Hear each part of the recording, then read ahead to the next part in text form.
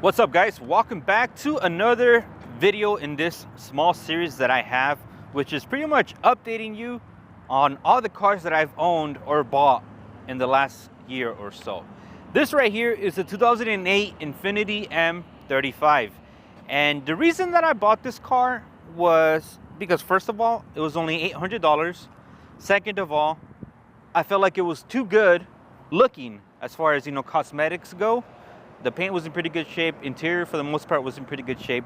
And, for $800, I thought it was a pretty decent deal. The only downside to it all is it needed an engine. There's actually a giant hole in the block. There's actually two holes in the block. Unfortunately, I don't have video of that, but there was two holes in the block. And what happened is this vehicle just stopped working because of the engine. So it had been sitting for a while, and it needed somebody to bring it back to life. So that's where I came in. I bought it. I got it towed to my house. In total, we were looking at maybe $950 with tow included. So at that point, I only had about $1,000 into this vehicle, but I needed to get an engine, and it was a little bit hard to find a low-cost engine, especially nowadays. Things are kind of getting out of control as far as prices go. So I was able to find a used JDM engine for this vehicle with approximately 60,000 miles. And I was able to get that engine for $700 because there was a broken valve cover. So I was able to replace that valve cover. I took one of the covers out of the old engine and made that work. And that's what we have here. So this car is actually cameraman Nick's car. I ended up fixing it up and selling it to him. It's funny how things work, but he needed a daily vehicle, and this is pretty much what this car is. It's a great daily, has ventilated seats, nice cold AC and all that. So he was just looking for a daily. And now that it has a low mileage JDM engine, it should go for another 200,000+ miles if everything goes as planned, knock on wood or metal. So yeah, this vehicle did need a little bit of work once it was fixed by me. So Nick has done lower control arms. It has 4 new shocks all around, and we did address some of the leaking that it had. The new JDM engine, even though it was a low mileage engine, you can kind of tell that it was kind of neglected. So it was leaking from the oil pan gasket. So I was able to fix that for Nick, and now it's leak free, and it has been a very good daily for him. So yeah, that's how I kind of got this vehicle. That's kind of the long story, I should say. And yeah, it does have wear and tear. This car does have approximately 220,000 miles. Mainly the wear items are going to be, your seats and your carpet. And this vehicle does have a little bit of that as well. But the nice thing about this car is it is pretty spacious. I like to compare the M35s to Mercedes in a way. I feel like that's kind of what they are, in my opinion. They're the Mercedes of Infiniti, so they are the nicer models of Infiniti. Let's take a quick look underneath the hood.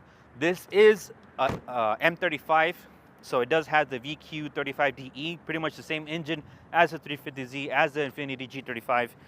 And yeah, as you can see, everything is there. That's what I liked about this car when I saw it. I like having all the plastics there. So as you can see, everything is where it needs to be. And Nick does a really good job of taking care of this car. Even though it is a low mileage JDM engine, they do tend to burn oil. So he's always on top of that. And there's not really much negative things to say about these vehicles and engines. As long as you maintain them, take care of them, they'll take care of you, and they'll just keep going. So yeah, this vehicle, even though it does have 237,000 miles on the body, a lot of the electronics still work, like the tilt steering wheel. That tends to break on these vehicles. There's a little plastic gear inside of there that kind of breaks over time. So I'm happy to see that that's still working. And like I said, this vehicle, it has a lot of nice features. It has a nice display in the middle. It has a rear view camera. It has a push to start. And as we're talking about this M35, there is an M37 that I saw for sale that I was gonna pick up today, but the guy hasn't responded. And I've always been a fan of these cars, so I might pick that up. And if I do, you guys will see a video on that soon.